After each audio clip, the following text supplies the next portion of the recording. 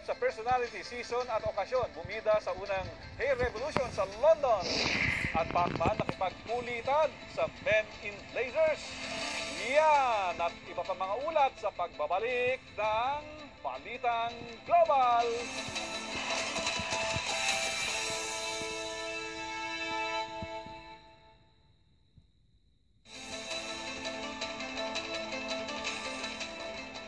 Punk, 80s, seasonal at monthly hairstyles. Ilan lamang ito sa pangahas na hairstyles sa unang Hair Revolution show sa London kung saan nagpakitang gilas ang Pinoy hairstylists. Alamin natin ang usong hairstyle trends ngayong 2015. Mula London, may Balitang Global si Patrick Ropeta. Mainit ang catwalk ng kauna-unahang Hair Revolution show sa London. Tampok ang mapapangis na estilo mula sa Filipino hairstylist sa UK. Patok ang seasonal creations para sa autumn, winter, spring at summer.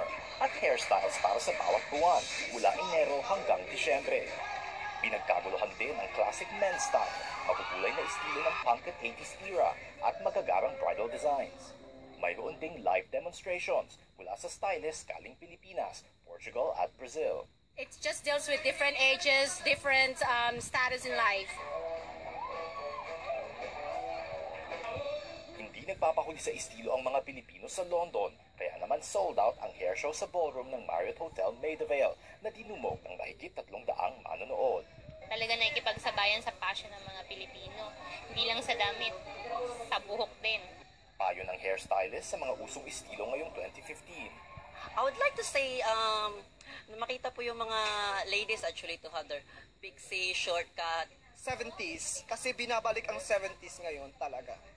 Simple lang daw ang sekreto ng magagandang estilo, personal style na bagay sa'yo, at ang tamang attitude inside and out. Patrick Ropeta, ABS-CBN News, London.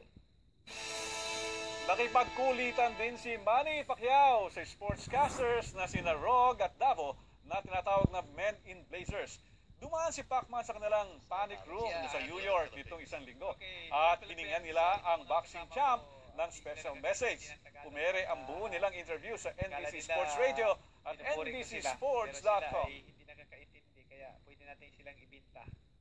Kaya mga kababayan, ito wala to, hindi nakakaintindi.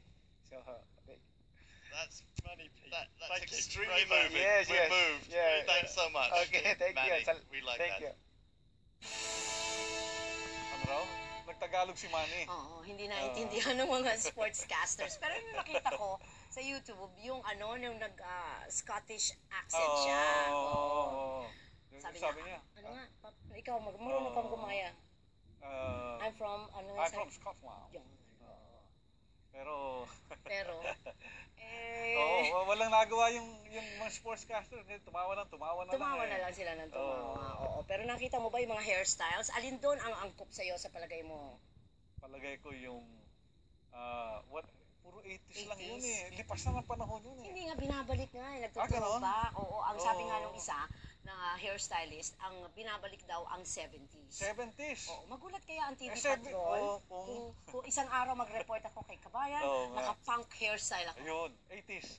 80s yun. Oo, yung mga nakatayo, tusok-tusok na gano'n. Tusok-tusok, oo. Pagka naglaga ng bulate at lizard, patay. Pero hindi naman siguro nila ikagugulat yun kapag ganun. Pero maganda yung mga ganung klaseng hairstyle na ibinabalik ulit. Ako naman, yung ganito kahaba, 70s eh. 70s. Oo, tapos may bigote na gano'n. Parang Mr. Suave lang ang dating mo nun. Pero meron akong isa na hindi ko alam kung paano nila iisipan ng hairstyle. Kasi medyo, kailangan ng lagyan ng buhok. Naku, careful. Careful. Isusubo ka sa Santo Papa. Ayun na nga. Baka i-unfriend na naman ako. Dito po nagtatapos ang isa na namang edisyon ng Balitang Global. Mas pinalakas at mas pinalawak para po sa mga kababayan natin sa Middle East at Europa. At para po sa inyong mga komento at mensahe, bisitahin ang Balitang Global page sa Facebook. Samahan niyo po ulit kami sa susunod na linggo dito po sa inyong nag-iisang boses at kapalitan. Sa Europe man o sa gitnang silangan, kaagapay at tunay na maaasahan. Balitang Global!